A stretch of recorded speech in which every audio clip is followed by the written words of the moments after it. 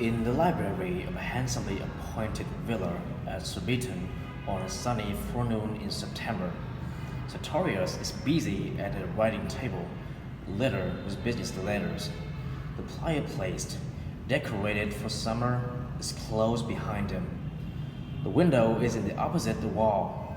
Between the table and the window, Blanche, in her prettiest frock, sits reading the Queen. The door, painted, like all the woodwork, in the blackest shade of red, with brass fittings and molded posts and pediment, is in the middle, and the walls are lined with shelves of smartly tooled books, fitting into their places like bricks. A library ladder stands in the corner. Blanche, Yes, Papa. I have some news here. What is it? I mean, news for you from Trench. Indeed? Indeed? Is that all you have to say to me? Oh, very well. What do his people say, Papa? His people? I don't know. What do he say? He says nothing. He prefers to communicate the result of his. What did I put? Oh, here. Yes. He prefers to communicate the result in person. Oh, Papa, when is he coming? If he walks from the station, maybe in the next half hour. If he drives, he may be here at any moment. Oh, Blanche, yes, Papa. you will of course not meet him until he has spoken to me. Of course not, Papa. I shouldn't have a thought of such a thing. That is all. My dear child. Come in. Good morning, sir. Good morning. Not much this morning, sir. I have just had the honor of making Dr. Chan's acquaintance, sir. Indeed. Yes, sir. Dr. Chan asked his way of me and was kind enough to drive me from the station. Where is he then? I left him in the hall with his friend, sir. I should think he's speaking to Miss Sartorius. Wait, what do you mean by his friend? There is a Mr. Cocaine with him, sir. So you have been talking to him, huh? As we drove along, yes, sir. So why did you not come by the, 9 o'clock train? I thought. It can be helped now, so never mind what you thought. But do not put off my business again to the last moment. Has there been any further trouble about the St. Giles property? The sanitary inspector has been complaining again about number 13 Robbins Road. He says he'll bring it before the vestry. And did you tell him that I'm on the vestry? Yes, sir. What did he say to that? Said he supposed so. Are you good and dare to break the law so scandalous? I only tell you what he said. Do you know his name? Yes, sir. Speakman. Okay. Write it down in the diary of the day of the next meeting of the health committee. I will teach Mr. Speakman his duty to the member of the vestry. The vestry can't hurt him, sir. He's under the local government board. I did not ask you that. Let me see the books. £1 for repairs to number 13. What does it mean? Well, sir, it was a staircase on the third floor. It was downright dangerous. They wouldn't, but they hold steps it in and no handrail. I thought it best to have a few boards put in. Boards? Firewood, sir, firewood. That would burn every stick of it. You have spent 24 shillings of my money on firewood for them. There ought to be stones there, sir. It could be a saving in the long run. The clergyman. What? Who says? The clergyman, sir. Only the clergyman. Not that I make such account of him, but if you knew how he was worried me over that staircase. I am an Englishman, and I will suffer no priest to interfere with my business. Now look here, Mr. Leachies. This is the third time this year that you have brought me a bill of over £1 for repairs. I have warned you repeatedly against dealing with these tenement houses as if they were mansions in West End Square. I have had occasion to warn you too against discussing my affairs with strangers. You have chosen to disregard my wishes. You are discharged. Oh, sir, don't say that. You are discharged. Well, Mr. Sartorius, it is hard, so it is. No man alive could have squeezed more out of them poor destitute devils for you than I have, or spent less in doing it. I have dirty tied my hands at it until they are not in fit for clean work hardly. And now, What do you mean by dirtying your hands? If I find that you have stepped an inch outside the letter of the law, Mr. Lichis, I will prosecute you myself. The way to keep your hands clean is to gain the confidence of your employers. You will do well to bear that in mind in your next situation. Sir, Mr. Strand and Mr. Coaching. How do you do, Dr. Trench? Good morning, Miss Cocaine. I'm very glad to see you here. As for you, Mr. Lichis, you place your accounts and money on the table. I will examine them and settle with you presently. I hope we are not in the way. By no means. Sit down, pray. I fear you have been kept waiting. Not at all. We have already just come in. You must be happy here with all the book with stories, a literary atmosphere. Well, I haven't looked into them. They're pleasant for Blanche occasionally when she wishes to read. I choose the house because it's on the gravel. The death rate is very low. I have any amount of letters for you. All my people are delighted that I'm going to settle. Aunt Maria wants rich Blanche to be married from her house. And Maria? Lady Rowell, my dear sir. You mean Lady Rowell? Do impress yourself with a little more tact, my dear fellow. Lady Rockdale, of course. Uncle Harry. Sir, Harry Strand, his good father. My dear sir, his good father. Just so, the pleasantest fellow for his age you ever met. He offers his house at St. Andrews for a couple of months. If we care to pass our honeymoon there. It's a sort of house nobody can live in, but it's a nice thing for him to offer. Don't you think so? No doubt. These seem very gratifying, Dr. Trench. Yes, and they. And Maria has really behaved like a brick. If you read the postscript, you will see she spot Cocaine's hand in my letter. He wrote it for me. Indeed. Miss Cocaine evidently did it with great tact. The message. Well, what can you say now, Mr. Sartorius? May we regard the matters as settled at last? Quite settled. Allow me to congratulate you both. And now, gentlemen, I have a word to say to my daughter. Dr. Trench, you will not, I hope, grudge me the pleasure of breaking this news to her. I've had to disappoint her more than once since I last saw you. Will you excuse me for 10 minutes? My dear sir, can you ask? Certainly. Thank you.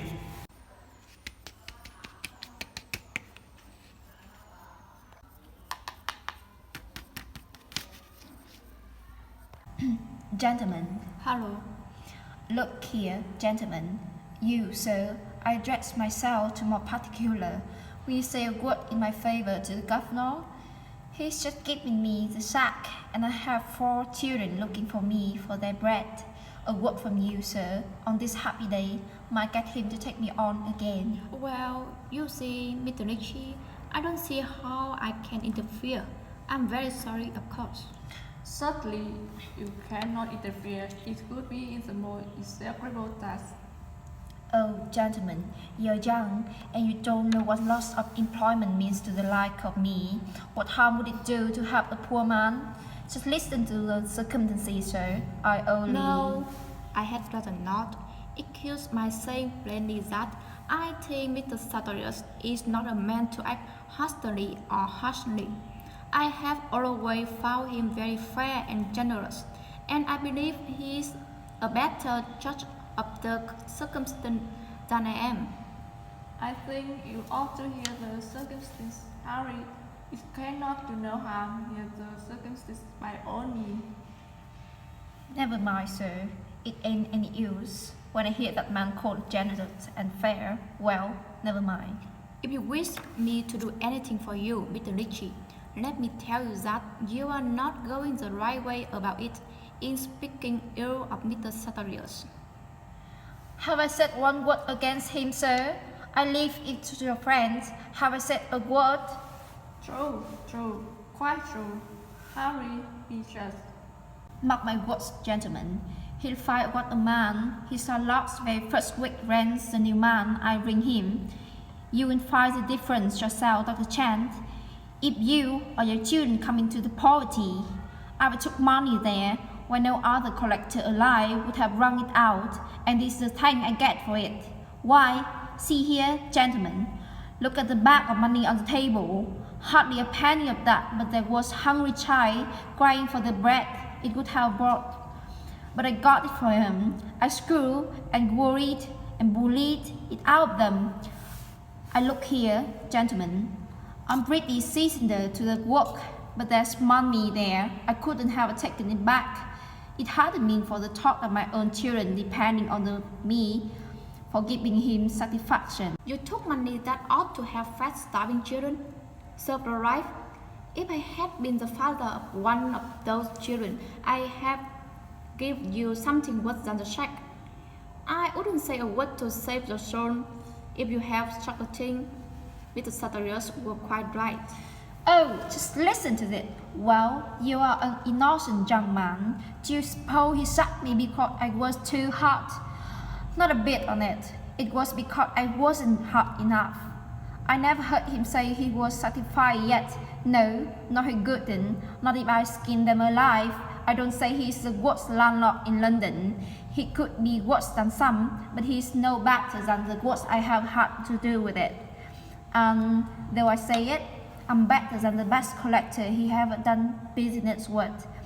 I will screw more and spend less on his poverty than anyone would believe that I knows that what such poverty are. I know my merits, Dr. Chan, and will speak for myself if no one else will. What description of property? House? Tenement houses, let from the week to the week by the room, or half of room A, or quarter room. It pays when you know how to work it, sir. Nothing like it. It has been calculated for the cubic foot or space, sir, that you can get higher rents letting by the room than you can for a mansion in Park Lane. I hope Mr. Sartorius hasn't much of that sort of property, however it may pay.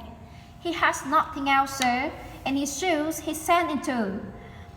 Every few £100 he could scrape together. He bought old houses with houses that you couldn't hardly look without holding your nose. He has them in St. Giles. He has them in Marylebone. He had them in Bethnal Green.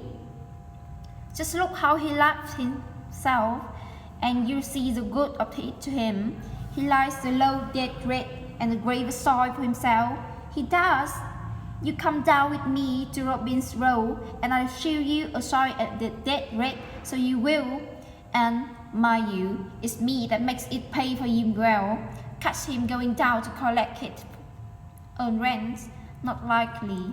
Do you mean to say that on his property or his means come from the sort of thing? Every penny of it, sir. My dear fellow, the love of money is the root of all evil. Yes, sir, and we would like to have the tree growing in our garden. Mr. Ritchie, I did not address myself to you. I do not wish to be served with you, but there is something peculiarly repugnant to my feeling is the calling of a rent collector. It's the worst than many others. I have my children looking for me. True, I admit it. So has our friend Sartorius. His affection for his daughter is very mean for it, certainly. She's a lucky daughter, sir. Many another daughter has been turned out upon the street to gratify his affection for her. What's that business, sir? You see? Come, sir, I think your friend will say a word for me, how he knows I'm not in fault. I won't. It's a damnable business from beginning to end, and you deserve not better luck for helping in it. I have seen it all among the outpatients at the hospital, and it used to make my blood boil to think that such things couldn't be prevented. Oh, indeed, sir. But I suppose you will take your share when you marry Miss Blanche. All the same, which of us is the worst? I should like to know. Me, that brings the money out to keep a home over my children, or you, that spend it and try to show the blame on me? A most improper observation to a right sentiment, Miss Litchi. A most revolutionary sentiment. Oh, perhaps so, but then, Robin Rose ain't a school for manners. You collect a week or two, yeah, you are welcome to my play. If you can't keep you for myself, and you'll hear a little plain speaking, so you will? Do you know to whom you are speaking, my good man? I know well enough to I'm speaking to. What do I care for you, or 1,000 such? I'm poor. That is not to make me a rascal. No consideration of me, nothing to be got by saying a word for me. Just a word, sir. It would cost you nothing. Have some feeling for the poor. I'm afraid you have showed very little, by your own confession. More than your precious father-in-law, anyhow. You will come here tomorrow, not later than 10, Mr. Litchi, to conclude our business. I shall trouble you no further today. Oh, gentlemen, he is one of my agents, or rather was. For I have unfortunately had to dismiss him for repeatedly disregarding my instruction. So, by the way, Blanche will be down presently. Harry. I suppose I had to call you Harry now, right? Mr. Cocaine, what do you say to a stroll to the garden?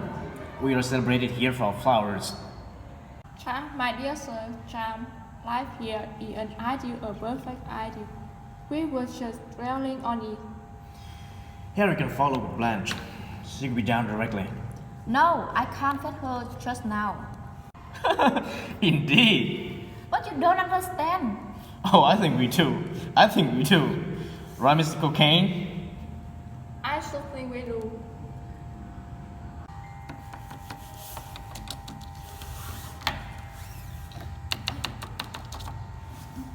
Harry, I beg your pardon. I was thinking when you sit down. is anything the matter? No, oh no. Papa has not been disagreeable, I hope. No, I have hardly spoken to him since I was with you. Benches, are you fond of money? Very. Are you going to give me any? Don't make a joke of it. I'm serious. Do you know that we shall be very poor? Is that what makes you look as if you have neuralgia? My dear, it's no laughing matter. Do you know that I have a bare 700 a year to live on? How dreadful. Branches, it's very serious indeed. I assure you it is. It would keep me rather short in my housekeeping, dearest boy, if I had nothing of my own. But Papa has promised me that I shall be richer than ever when we are married. You must do the best when you can with 700. I think we ought to be self-supporting. That's just I mean to be, Harry. If I were to eat up half your 700 pounds, I should be making you twice as poor. But I'm going to make you twice as rich instead.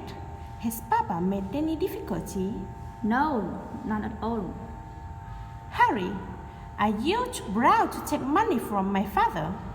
Yes, Benji, I'm too proud. That's not nice to me, Harry. You must bear with me, Benji. I can't explain. After all, it's very nature. Has it occurred to you that I may be proud too? Oh, that's nonsense. No one will accuse me of marrying for money. No one would think the worst of me if I did, or of you either. We really cannot live on 700 a year, Harry, and I don't think it's quite fair of you to ask me merely because you are afraid of people talking. It's not that alone, Benji. What else is it then? Nothing. Of course, in nothing. Now don't be absurd, Harry. Be good and listen to me. I know how to settle it.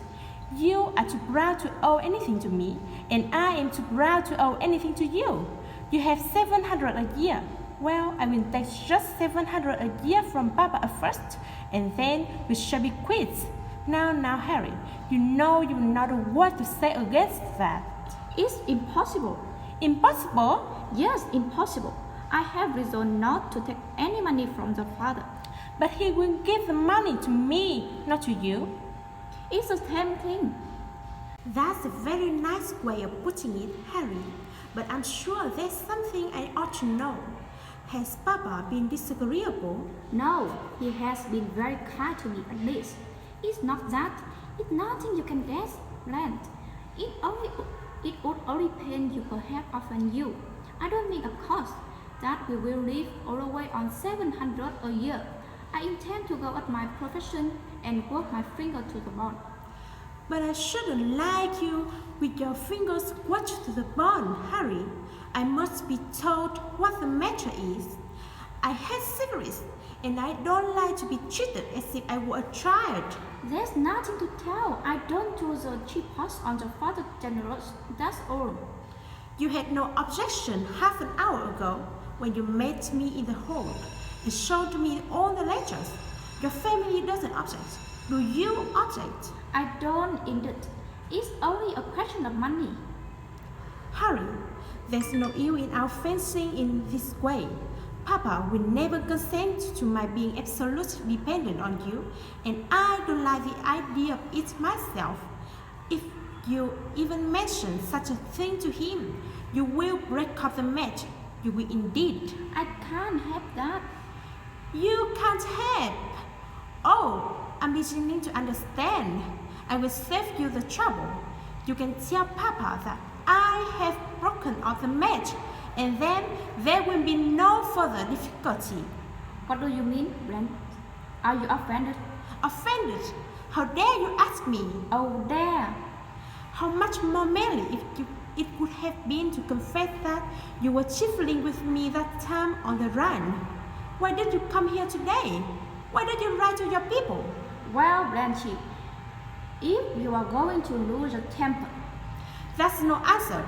You depended on your family to get out your engagement, and they did not object. They were only too glad to be rid of you.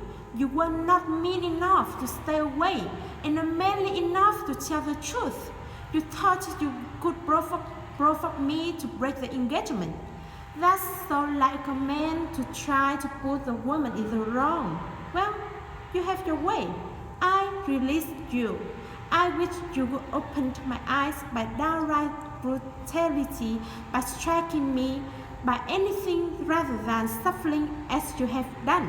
Suffer! If you thought you capable of turning me on like this, I never have spoken to you. I have a good mind never to speak to you again. You shall not ever. I will take care of that. What are you going to do? To get your letters, your 4 letters, in your presence, your hateful presence, to return them to you. I am very glad it all broken off, and if— Hush! Pray. Blanche, you're forgetting yourself. I can hear you from outside. What is the matter? You had better ask him. He has some excuse about money. Excuse? Excuse for what? For throwing me over. I declare I never. You did. You are doing nothing else. Silence! Blanche, get your temper under control. I will not have these repeated scenes within hearing of the servants. Dr. Trent will answer himself to me, and you better leave us. Mr. Cocaine, would you kindly join us here? Coming, my dear sir, coming. I'm sure I have no wish to stay. I hope I shall find you alone when I come back. Sir? Well, sir. Sadly, dear boy, sadly, strawberry, Harry, strawberry. Okay, Dr. Strange, if you have something to say to me, I will listen to you patiently. Then you will allow me to say what I have to say on my part. I beg the pendant, of course. Yes, fire away. May I take it that you just have to fulfill your engagement with my daughter? Certainly not. Your daughter has refused to fulfill her engagement with me, but the match is broken up, if that's what you mean. Dr. Trent, let's be clear. I understand that Blanche is a quick temper, and that's just who she is. If you're gonna marry her, you must be prepared for that. And if this is only between Blanche's temper, you may take my word for it that it will all be over tomorrow. But I understand that you have just made some difficulty on the score of money. It was Miss Sartorius who made the difficulty. I shouldn't have minded that so much if it hadn't been for the things she said. She showed that she doesn't care that for me. Dear boy, Hold your tongue, Billy. It's enough to make a man wish he never seen a woman. Look here, Mr. Sartorius. I put the matter to her as delicately and considerately as possible, never mentioning a word of my reason, but just asking her to be content to live on my own little income. And yes, she turned on me as if I behaved like a savage. Live on your income? Really? My daughter cannot do that. Did I not expressly undertake to provide for that? And did she not tell you I promised her to do so? Yes, I know all about that, Mr. Sartorius, and I greatly oblige to you, but I'd rather not take anything from you to except Blanche herself. And why did you not say so before? No matter why, let us drop the subject. It does matter to me, sir. I want an answer. Why did you not say so before? I didn't know before. Then you should have made up your mind before you enter into such a very serious engagement. I ought to have known cocaine. Is that reasonable? You are trifling with me, sir. You said you did not know your own mind before? I say nothing of the sort. I say that I didn't know where the money came from before. That is not true, sir. sadly, my dear sir, sadly, Harry, dear boy. Let him begin, then. What does he mean by attacking me in this fashion? Mr. Cocaine, you will bear me out. I was explicit on the point. I said I was a self-made man, and I am not ashamed of it. You are nothing of the sort. I found out this morning from the man Ricky, or whatever his compounded name is, that your fortune has been made out of a parcel of unfortunate creatures that haven't hardly enough to keep body and soul together, made by screwing and bullying and driving and all sort of petty-poking tyranny. Sir, that's enough. Rest must be paid, dear boy. It's inevitable, Harry, inevitable. I understand, Dr. Trent, that you are a very young hand at business, and I'm sorry that I forgot that for a moment or so. May I ask you to suspend your judgment until we have a little quiet discussion on this sentimental notion of yours? If you excuse me for calling it so. Very nice input, my dear sir. Come, Harry, sit down and listen and consider the matter calmly and judiciously. Don't be headstrong. I have no objection to sit down and listen, but I don't see how that can make black white, and I'm tired of being turned on as if I were in wrong. So I assume, to begin with, Dr. Trent, that you are not like some sort of a socialist or anything like that, right? Certainly not. I'm a conservative. At least, if I ever took the trouble to vote, I should vote for the conservative and against other fellows. Trouble, Harry, trouble. Okay. I'm very happy to find that so far we're in perfect sympathy. I am, of course, a conservative, not a narrow or prejudiced one. I hope not at all opposed to true progress, but still a sound conservative. As to Mr. Lee Cheese, I don't have to say more about him that I have dismissed him from my service this morning for a breach of trust. And you could hardly accept his testimony as friendly or disinterested. As to my business, it is simply to provide homes suited to the more, poor people who require roofs to shelter them just like other people. Do you suppose that I can keep up those roofs for nothing? Yes, that's all very nice. But the point is, what sort of homes do you give for them for money? People must live somewhere or else go to jail. Advantage is taken of that to make them pay for house that's not fit for dog. Why don't you build proper dwelling and give fair value for the money you take? My dear friend, these poor people do not know how to live in proper dwellings. They would wreck them in a week. You doubt me? Just try for yourself. You're welcome to replace all the missing banisters, handrails, scissors, and drawers would stop at your own expense, and you will find them missing again in less than 3 days burn, sir. Every stick of them, and I do not blame the poor creatures. They need fires and often have no other way of getting them. But I really cannot spend pound after pound in repairs for them to pull down when I barely get them to pay me for and spend a week for a room, which is recognized fair London rent. No, gentlemen, when people are very poor, you cannot help them, no matter how much you want to sympathize with them. It does them more harm than good in the long run. And I have to say that I have to save my money in order to provide additional houses for the homeless and to lay by a little for Blanche. And now, Dr. Trent, may I ask what your income is derived from? From inches, not from houses. My hands are clean as far as that goes. Inches on my mortgage. Yes, or mortgage on my property. When I, to use my own words, screw and bully, to drive these people to pay that they have freely undertaken to pay me, I cannot touch up 1 penny of that money they give me until I have first paid you £107 out of it. What Leachy did for me, I do for you. He and I are like intermediaries. You are the principal. It is because at the risk I run through the property of my tenants that you exact interest from me at the monstrous or exorbitant rate of 7%, forcing me to exact the uttermost fronting in my turn from the tenants. And yet, Dr. Trent, you have not hesitated to speak contemptuously of me because I have applied my industry and fought hard to the management of our property, and I am maintaining it by the same horrible means. Admirable, my dear sir, excellent.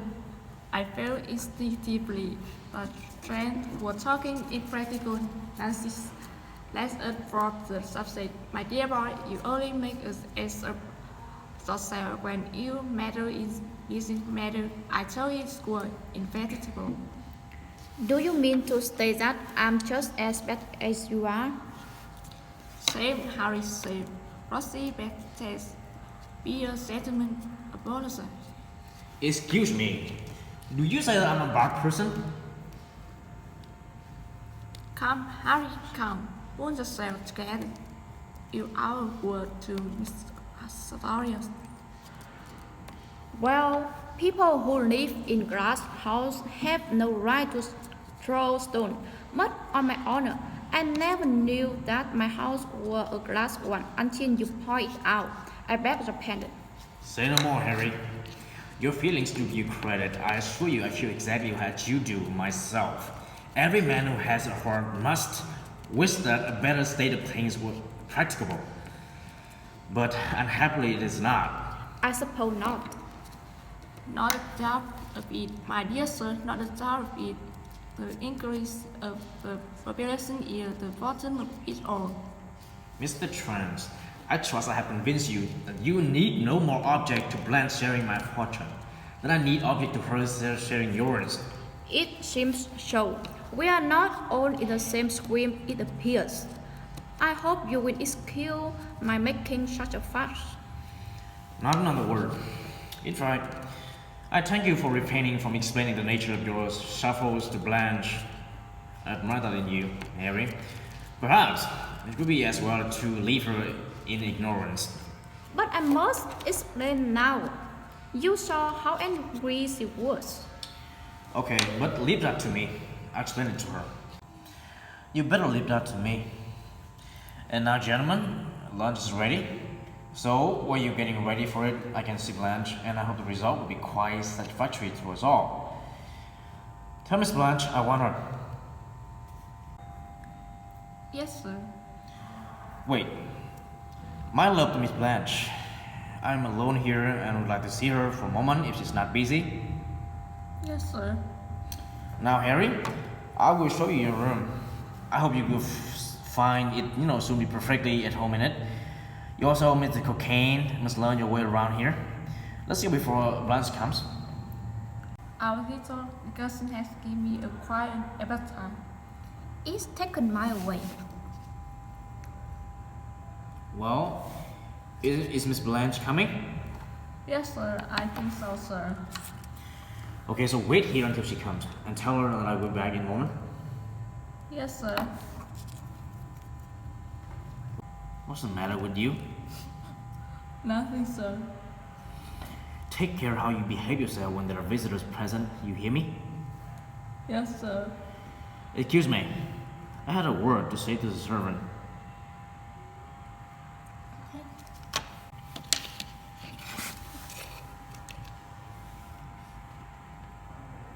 Where's my father?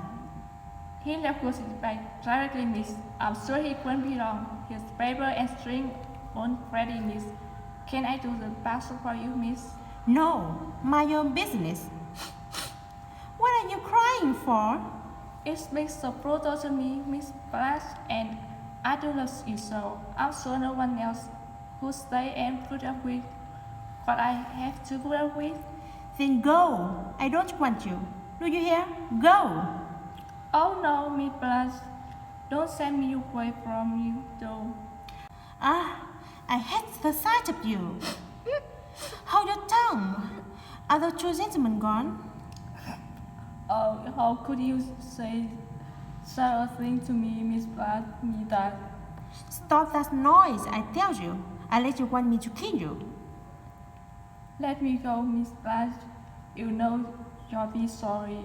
You always are. Remember how dreadfully my hands were cut last time. Answer me, will you? Have they gone? Lichis has gone, looking dread. Did I ask you about liches? You beast! You know who I mean. You are doing it on purpose. They staying to lunch. He? Yes, me.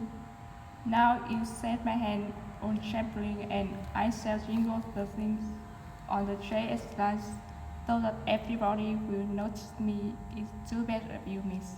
Shh, get up.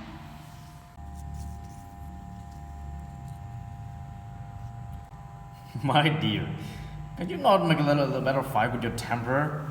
No, I can't. I won't. I do my best. Nobody who really cares for me gets me off because of my temper. I never show my temper to any of the servants. But that girl, and she's the only one that will stay with us. But my dear, remember that we have to meet our visitors at lunch presently. I have run down before them to say that I have arranged a little difficulty with Trent. It was only a piece of mischief made by Cheese. Trent is a young fool, but is alright now. I don't want to marry a fool. Then you have to take a husband over Tory Blanche. You must not expect too much, my child. You were richer than your husband, sure, and I think clever too. I'm better pleased that should let be so. Papa, Yes, my dear? may I do as I like about this marriage? Or must I do as you like? Blanche. No, Papa, you must answer me. Okay. You shall do as you like now and always, my dear. And I only wish to do it as my own darling pleases. Then I will not marry him. He has played fast and loose with me. He thinks us beneath him. He is ashamed of us. He dared to object to being benefited by you as if it would not matter for him to owe you everything. And yet the money tempted him after all. Papa, I don't want to marry. I only want to stay with you and be happy as we have always been. I hate the thought of being married. I don't care for him. I don't want to leave you. Only send him away. Promise me that you will send him away and keep me here with you as we have always. Oh. I hope we are not intruding. Dr. Trench, I'm afraid my daughter has changed her mind. Am I to understand? I think, Harry, under the circumstance, we have alternative to seek lunch elsewhere.